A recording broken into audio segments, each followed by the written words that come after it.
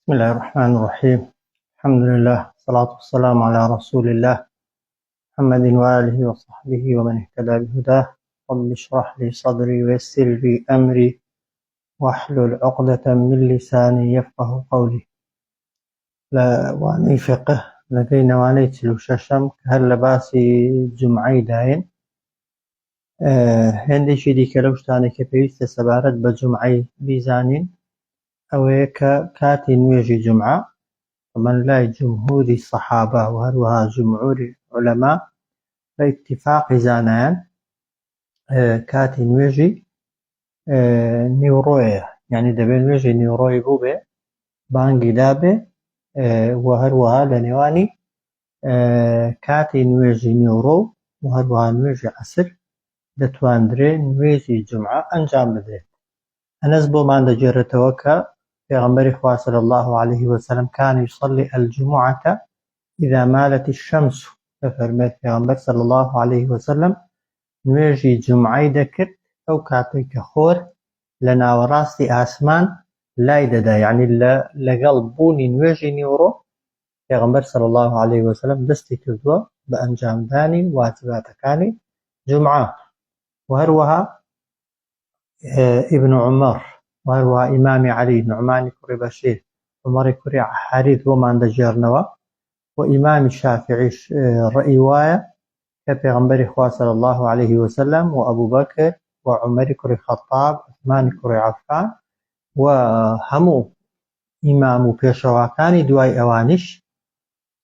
لدواي بوني نويجي نيورو نويجي جمعيان أنجام داوا طبعا لمذهبي حنابلة كانش وإسحاق عندك بوتونيش هنا دلن دەتوانی لە کاتی بوونی نوێژی جێژن یعنی لەگەڵ خۆر هەڵات بەڵام ئەوە تەنها بۆ چوونە جمهور و زانایان لەگەڵی نین زۆر هەتا نوێژی نیوڕۆی دەچێت لەو ماوەیەدا دەتواندرێ نوێژی جومعەی بکرێ ئەویش فەرمودەیەکی جابر دەکەنە دەلیل کە دەڵێ كان رسول الله صلى الله عليه وسلم يصلي الجمعة ثم نذهب إلى جمالنا فنريحها حتى تزول الشمس فمن نوێژی جمعەی دەکردو دەڕۆیشتینەوە ئیستراحەتمان دەکرد ئەوجار خۆر لە ناوەڕاستی خۆر بە تەواوی لای دەدا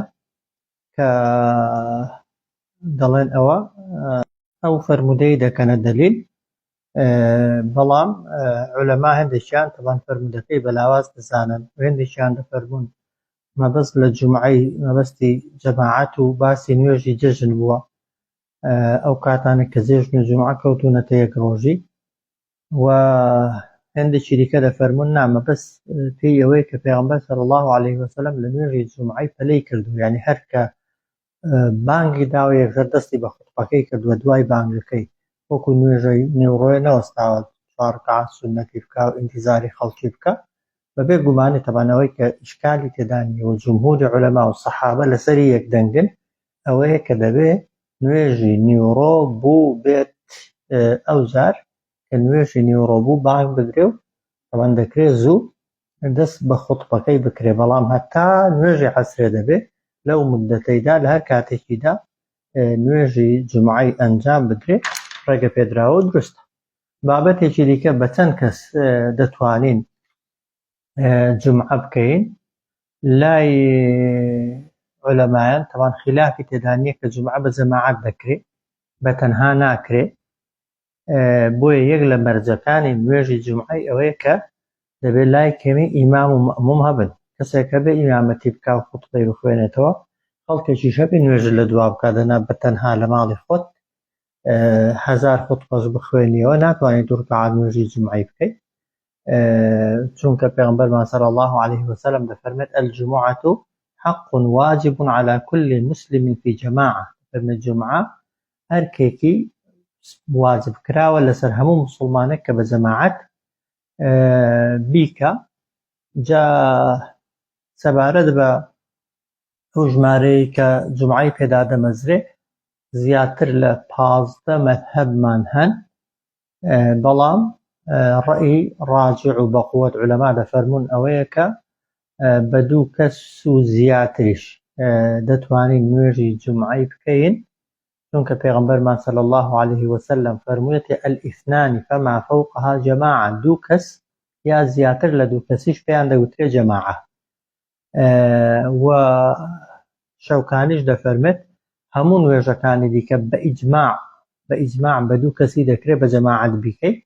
کەواتە نوێژی جومعەش یەکێکە لە نوێژەکان، ئەویش دەتوانی بە دوو کەس بیکەی. طبعاً هەیە دەڵێ دەبێت 3 بێ 5 بێ 7 بێ 10 بێ 11 بێ 12 بێ، و لە مەذهەبی ئیمامی شافعیدا دەفەرمێت دەبێت تا 40 کەس لەو کەسانەی جومعەیان لەسەر واجبە حازر بن، ئامادە بن، ئەو کات دەتوانن نوێژی جومعەی بکەن. گرنگ نوێژی جومعە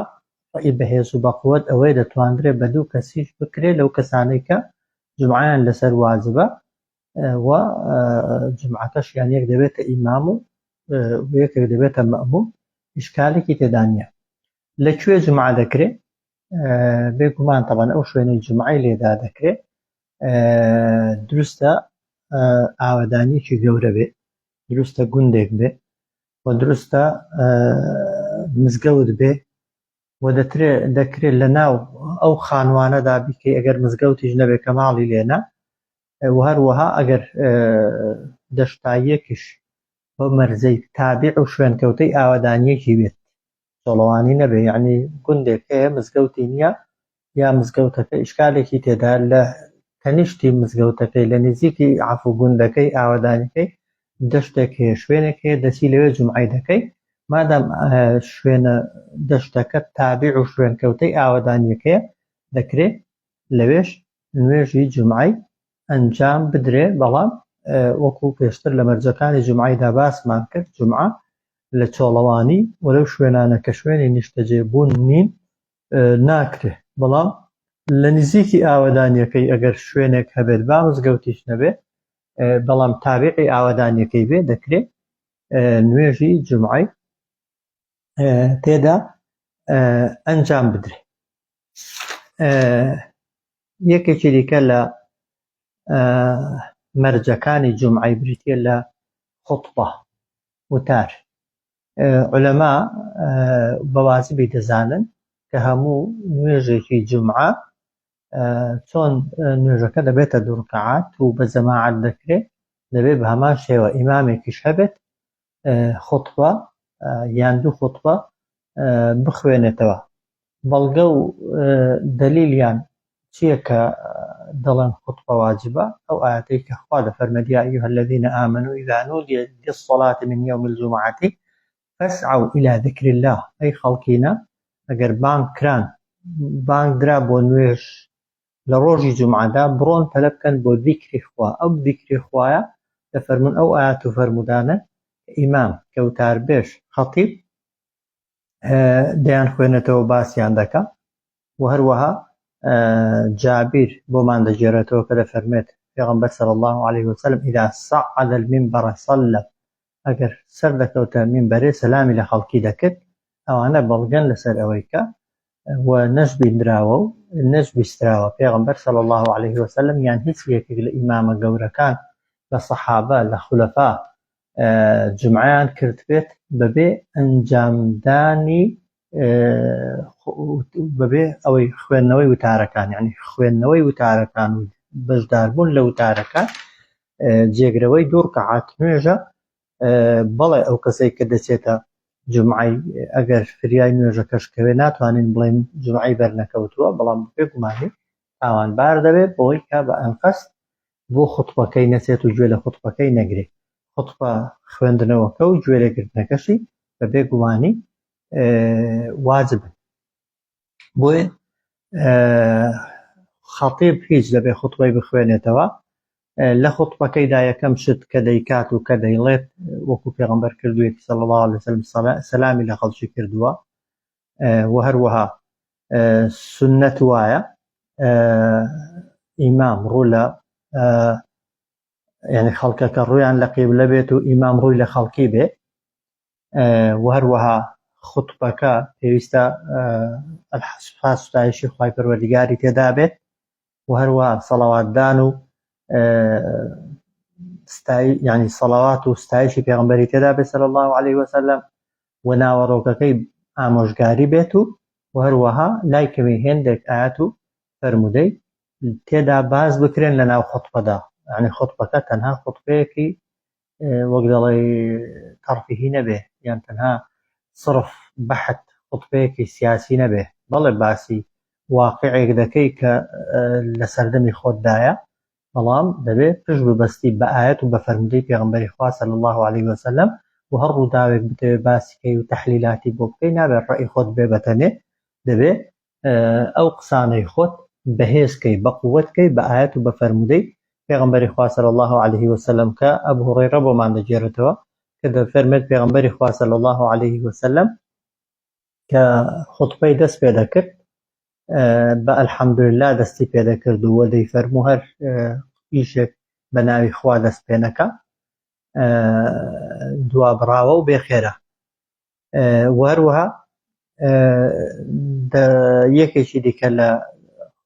ئادابەکانی خوتبە یا مەرجەکانی خوتبە بریتیە لەوەی کە کەلیمەی شەهادەی تێدا بێ، ئەشهەدو ئەن لا إله إلا الله و ئەشهەدو ئەن محەممەدە ڕەسوول الله، یا ئیعتراف بە خوایەتی خوا و هەروەها پێغەمبەرایەتی پێغەمبەری تێدا بێ صلی الله عليه وسلم. یەکێکی دیکە لە ئادابەکانی و لە مەرجەکانی خوتبەکان ئەوەیە کە ئیمام لە بینی خوتبەکاندا دەبێ دانیشێ، کە لە وڵاتی ئێمە خوتبەی یەکەم کوردی و دووەم عەرەبیە، لە بینی خوتبەکاندا ئەگەر هەردووکی کوردی بێ هەردووکی عەرەبی بێ دەبێت دوو خوتبەی لە یەکتر جیاواز بخوێنیەوە. یەکێکی دیکە لە ئادابەکانی جومعەی سوننەت وایە خوتبە زۆر درێژ نەبێ، بە چەند وشەیەک چەند قسەیەکی مەبەستدار ئەگەر بتوانی ئامانجەکەت بگەیەنی چاکترە و باشترە لە خوتبەیەکی دوور و درێژ و خەڵک بێزارکەر.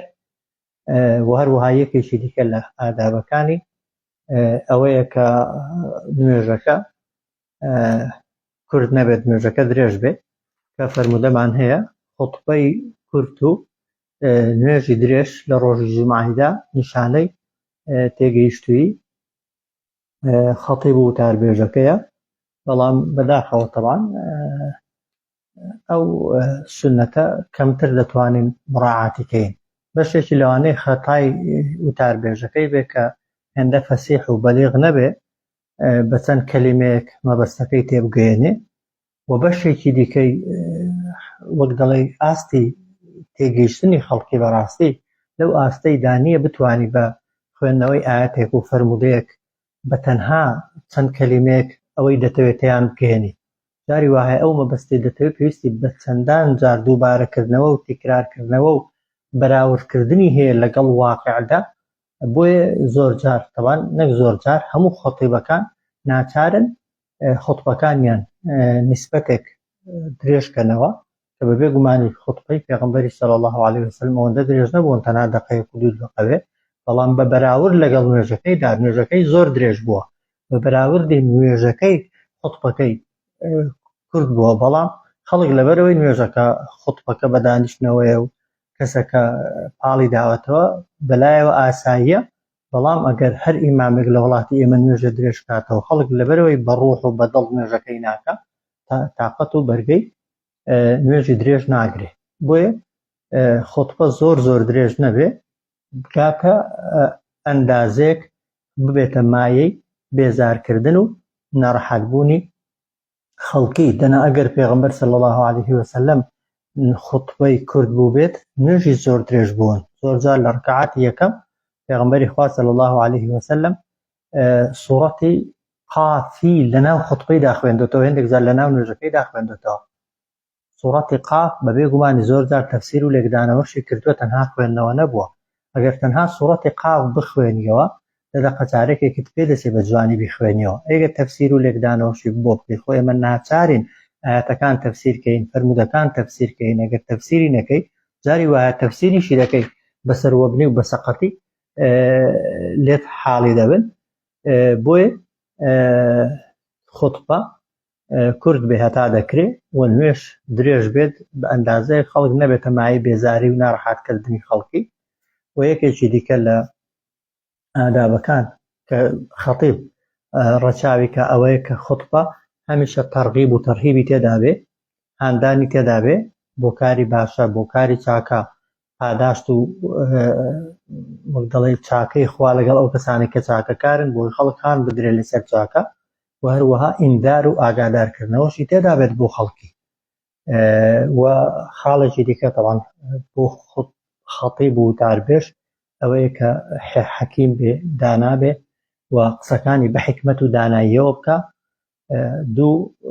مڕاعاتی یعنی بابەتێکی دیکە مڕاعاتی دەروون و نەفسیەتی خەڵکی زۆرینە بکە. بابەتێکی دیکە خەتیب دەبێ حەق بێژ بێ، ڕاستبێژ بێ و کەلیمەی حەق بە گوێی هەر کەسێک دابدا کە پێویستە بە هیچ شێوەیەکی نابێ مڕاعاتی دەسەڵات و حکوومەت و ئەوانە بکە لەبەر خاتر ئەوەی کە دەمێنێتەوە. بەڵێ پێویستە حەکیم بێت و دانابێ، بەڵام ناکرێت بە ناوی حکمەتەوە حەق و ڕاستیەکان ژێر لێ و خەی بۆی خەڵک لێت تووڕە نەبێ، یان حیزب و حکوومەت لێت تووڕە نەبن، حەق نەڵێ و نەحەقی نەڵێ. بۆیە ئەوە یەکێکی دیکە لە ئادابەکان. یەکێکی دیکە لە ئادابەکانی خوتبە ئەوەیە کە ئەگەر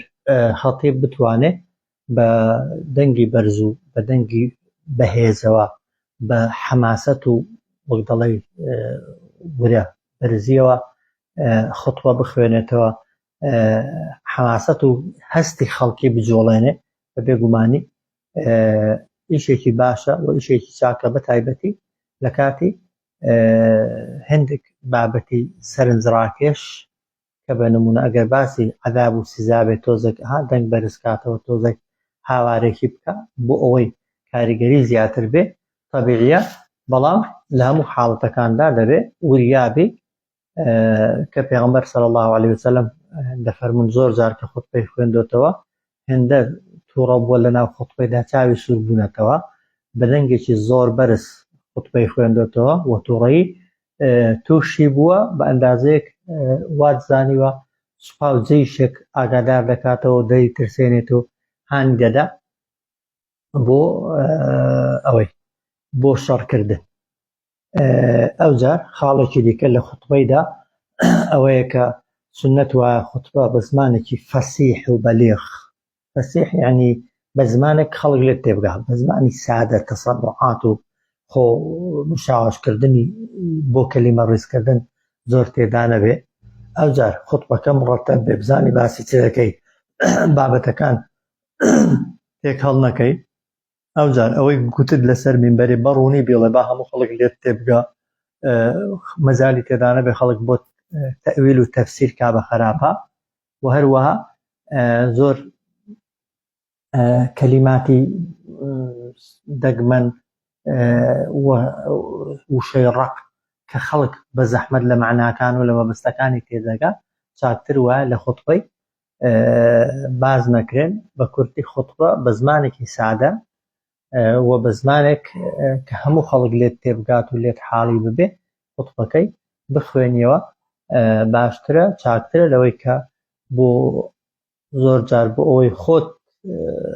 بە زۆرێک پیشاندەی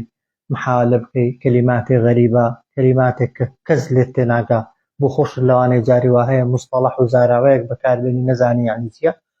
چاگنی خەتیب ئەو جۆرە کەلیماتانە بە زمانێکی سادە و طەبیعی و ئەوەی دەتەوێت بیڵێ با خەڵک لێت تێبگا بەڕوونی بیڵێ مەبەستەکانت دیار بن باشە. یەکێکی دیکە لە ئادابەکان دروستە ئیمام ئەگەر کارێکی هاتە پێشێ، حاڵەتێکی ناسروشتی و ناتەبیعی هاتە پێش، وەکو نوێژە نییە دەکرێت خوتبەکەی ڕاگرێ چێتە خوارێ بێتەوە، یان مەوزوعێکی دیکە لە ناو خوتبەکەیدا ئەگەر پێویست بوو باس کات و دوای بچێتەوە سەر خوتبەکەی. یەکێکی دیکە لە ئادابەکان بۆ خەڵک و بۆ ئەوانەی کە بەشداری لە خوتبەی دەکەن واجبە لەسەریان تەمەن لە کاتی خوێندنەوەی خوتبەکە بێدەنگ بن و بە هەموو هەست و وەک دەڵێ ئەندامەکانیان تەرکیزیان لەکن وتاربێژەکە و لەکن خەتیبەکە بێ، کە چەندان فەرموودەمان هەنا هەڕەشە لەو کەسانە دەکەن کە لە کاتی خوتبە و جومعەدا قسە دەکەن یان خۆیان بە شتی دیکەوە مەشغوڵ دەکەن. پێغەمبەر لەفەرمێ صلى الله عليه وسلم من تكلم يوم الجمعة والإمام يخطب فهو كالحمار يحمل أسفارا. لەفەرمێت ئەو کەسێک کە لە ڕۆژی جومعەدا قسە بکە ئەو کاتێک کە ئیمام خوتبەی دەخوێنێتەوە وەکو گوێ درێژێک وایە کە بارێکی گەورەی کتێبی لەسەر پشتی دانرابێ چۆن دوور لە جەنابتان گوێ درێژ ئەگەر 1000 کتێبی چاکی لەسەر پشتێ بارکەی تەبان هەر گوێ درێژە. ئەو کەسەشی کە گوێ لە خەتیب دەگرێ بەڵام ئیهتیمام بە قسەی خەتیبی نادا لە خەتیب حاڵی نابێت و لە خەتیب تێناگا خۆی بە قسە و بە شتی دیکەوە مەشغوڵ دەکا. پێغەمبەر صلی الله عليه وسلم تەشبیهی کردووە بە گوێ درێژ چونکە ئینسان بۆیە دەچێتە خۆتبە بۆی ئیستفادەیە کە هاتێ دەرێ لە مزگەوتەکەی زانی خەتیبەکە چی گوتوێتی بکە بەبێ گومانی هێندێک لەوانی دەستە خۆتبە و جمعی ئەگەر قسانیش نەکەن خەیاڵات و داڵغەیان دەڕوا بێ دەرێ لە ملیان بپرسی نازانن خەتیب باسی چیشی کردووە بۆ وشەیەکیان لە وتاری خەتیبەکەی لەوانەیە لەبیر نەمابێ بۆ چونکە فکر و زەینیان بۆیە هەم قسە نەکردن و هەم دەبێ هۆش و فکرت لەکن خەتیبەکەی بێ ئەو کاتەی دەچیە خۆتبەی چونکە خۆتبە بۆ ئەوەیە قسە بۆ ئەوەیە گوێت لێبێ وەلەی تێبگەی و لەی حاڵی ببێ. جا دەفەرمێت والذي يقول له أنصت لا جمعة له تەنانەت ئەو کەسەی کە لە بەو کەسانە دەڵێ کە قسان دەکەن بێدەنگ بە ئەو خێری جمعەکەی هێندێک دەفەرمون هەر جمعەکەی بەتاڵ دەبێتەوە. ئەگەر بە لە تەنیشتۆ قسەیان کرد پێت گوتن بێدەنگ بە بێدەنگ بوونەکەی تۆ وەکو پێغەمبەر لەفەرمی إذا قلت لصاحبك يوم الجمعة والإمام يخطب أنصت فقد لغوته. ئەگەر بە برادەرەکەت بڵێ بێدەنگ بە ئەو کاتێک کە ئیمام خوتبەی دەخوێنێتەوە جمعەکەی خۆت بەتاڵ بۆتەوە. بۆیە پێویستە و زەڕوورە ئەو کەسانەی بەشداری لە نوێژی جمعە دەکەن بچن بە هەموو هەستەکانیانەوە بە هەموو ئەندامەکانیانەوە گوێ بگرن بە هیچ شێوەیەکی قسەکردن و گاڵتەکردن و سەیریکردنی مۆبایل و خۆ مەشغوڵکردن بە هەر شتێک کە زەینت دەبات و هۆشت دەبات لە کاتی خوتبەیدا ڕێگە پێدراو نییە. خاڵێکی دیکە لەسەر جمعی ئەگەر کەسێک چییە مزگەوت ئیمام دای بەست بووە نوێژێ فریای خوتبەکەی هەر نەکەوت بوو تەنها فریای نوێژەکەی بکەوێت بەبێ گومانی تەوان وازبەکەی لەسەر لا دەسێ دەکرێ بڵێن ئەو کەسە نوێژی جمعەی کردووە بەڵام بەبێ گومانی ئەگەر بانقەس نەچوو بێتە خوتبەکان و بانقەس گوێی لە خەتیب نەگرتبێ لە دواکەوتنەکەی گوناهبارە وە تەنانە لەگەر چووی ڕکعاتێک کرابوو تەنها فریای ڕکعاتێکی کەوتی وەکو پێغەمبەر دەفەرمێ من أدرك من الصلاة ركعة فقد أدركها كله. ئەگەر تەنها فریای ڕکعاتێکی کەوتی دواتر کە ئیمام سەلامی دایەوە یەک ڕکعاتی دیکە بۆ خۆت دەکەی و نوێژەکەت جمعەکەت لەسەر لاچووە. ئەی ئەگەر وهندێک لە عولەماش دەفەرمون ئەگەر تەنها فریای ڕکعاتێکی کەوتی ڕکعاتێکی لەگەڵ ئیمامی دەکەی دواتر دەبێت سەی بکەی بەڵام ڕەئی یەکەمیان بەهێزترە کە فریای ڕکعاتێکی کەوتی تەنها ڕکعاتێکی دووهەم بکەوە. ئەی ئەگەر چوویە مزگەوتێ و ئیمام هەردوو ڕکعاتەکانی کرد بوو تەنها فریای تەحیاتی کەوتی ئەو عولەما دەفەرمون ئەو کەسە نیەتی نوێژی جمعەی دێنێ بەڵام لەبەرەوەی فریای هیچ ڕکعاتێکی نەکەوتووی کە هەڵدەستیەوە نوێژی نێوڕۆی دەکەی. بۆی ئەو وەکو تەوان کاتە پەندیش نیەتت هێناوە دەفەرمێن نیەتم هێنا و نوێژم نەکرد تەوان نیەتی نوێژی جمعەی دێنی بەڵام نوێژی جمعەی ناکەی و هەروەها نیەتیشت نەهێناوە بۆ نوێژی نێوڕۆی بەڵام دواتر نوێژی نێوڕۆی دەکەی. و پێغەمبەر صلی الله عليه وسلم یەکێکی دیکە لە ئادابەکانی ئەگەر لە شوێنێک بووی لە کاتی جمعەیدا جێگا بە زەحمەت دەبوویەوە شوێنەکە زۆر قەرەباڵغ بوو پێغەمبەر صلی الله عليه وسلم پێری کردوین کە ئەگەر شوێنی سوزدە بردن نەبوو دەکرێت خەڵکی لەسەر پشتی یەکتری ئەمی ڕێزی دووەم لەسەر پشتی ڕێزی یەکەم سێهم لەسەر پشتی ڕێزی دووەم سوزدەی ببەن و بخەنە سەر عەرزی. یەکێکی دیکە لە بابەتەکانی جومعە بریتە لەوەی کە نوێژی جومعە نوێژی سنەت لە ڕۆژی جومعەیدا لەگەڵ نوێژی جومعەدا زۆرێک لە عولەما دەفەرمون 4 ڕکعات عندك دفرمون 6 ركعات سنة كأبو هريرة الله بيغنبري خواه صلى الله عليه وسلم فرمتي من كان مصليا بعد الجمعة فليصلي 4 أجر ويستد لدواي نوێژی جمعي سنة بكي 4 ركعات بوي إشكالك مانية كلا دواي نوێژی جمعي نوێژی سنة هي جا 2 ركعاتي هي 4 هي وهروها 6 هي كاين داك العلماء دفرمون بيغنبر صلى الله عليه وسلم 2 لماڵێ کردووە 2 لە مزگەوتێ کردووە یان هەندێک جار طبعا 6 ركعاتی کردووە 2 ركعات کەهاتۆتە مزگەوتێ يعني سنەتی پێش جمعی و 4 ركعاتی لە دوای نوێژی جمعی کردووە کەواتە نوێژی يعني سنەتی جمعی وەکو پێشتر دەرسێکی دیکە باسمان کرد ئەگەر لە مزگەوتێک بانگیدا مەجالی تێدا بوو و کات هەبوو 2 ركعات سنت بەجیا بکەی بە نیەتی سنەتی پێش نوێژی جمعی ئیشکالێکی تێدا نییە ئەوەی لە وڵاتی ئێمە کراوە کە بانگی یەکەم دەدرا دواتر مؤەذین دەیگوت صلوا سنة الجمعة ئەوە بابەتێکی خلافیە بەڵام ئەوەی بە بیدعە ناوی ببا بەبێ گومانی لێی تێنەگەیشتووە چونکە بیدعە ئەوەی ئەسڵێکی نەبێ سنەتی نوێژی جمعی چەندان ئەسڵی هەن بەڵام قسەکە دەکاتە یعنی دەگەڕێتەوە سەر ئەوەی بیکەین یان نەیکەین کامیان چاکترە لە ناکردنی هیچ ئیشکالێکی تێدا نییە لە هەر مزگەوتێک 2 بانگی تێدا دران بانگی یەکەم درا و خەڵک هەستایەوە بۆ سنەتی چاکتر وە تۆش هەستیەوە لەگەڵ ئەوان سنەتی بکەی بەڵام ئەگەر مزگەوتەکە تەنها 1 بانگی تێدا دەدرا باسمان کرد کە چوویە ناو مزگەوتێ تەنانەت ئەگەر ئیمام لە ناو خوتبەشدا بوو 2 ركعات سنەتی خۆت بکە دواتر دەکرێت هەڵنەستیەوە لەگەڵ کاتێک ئیمام مەشغوڵی وتاردانێت و مەشغوڵی نوێژی سنەتێک بی کە پێشتر کردوتە ئەگەر یەک کۆتا بابەت لەسەر نوێژی جمعی ئەگەر جمعە و جەژن بەیەکەوە کۆبوونەوە ئایا بە نوێژی جمعی بە نوێژی جەژن جمعەمان لەسەر لا دەچێت وەکو ئەو ساڵ ئەوەش بەبێ گومانی خلافی تێدایە هەندێک لە عولەما دەفەرمون بەڵێ هەر کەسێک بەشداری خوتبەی جێژنی کرد و نوێژی جێژنی کرد نوێژی جمعی لەسەر لا دەچێت بەو معنای نە هەر نوێژەکەی نەکا هەرچەندە ئەو ڕێیەشمان هەیە بەو معنای ئەوەی دەتوانێت نەچێتەوە مزگەوت و بۆ خۆی نوێژی نیوڕۆی لە ماڵیدا بکە بەڵام ئەوە یەک ڕێی دووهەم کە ئەوەیان ڕێی بەقووەتە و بەهێزە دەفەرمون پێغەمبەر صلی الله عليه وسلم تەنها کاتی خۆی مۆڵەتی بەو کەسانە داوە کە لە دەرەوەی مەدینەی لە ئاوەدانی دوورەکان هاتوون بۆ نوێژی جێژن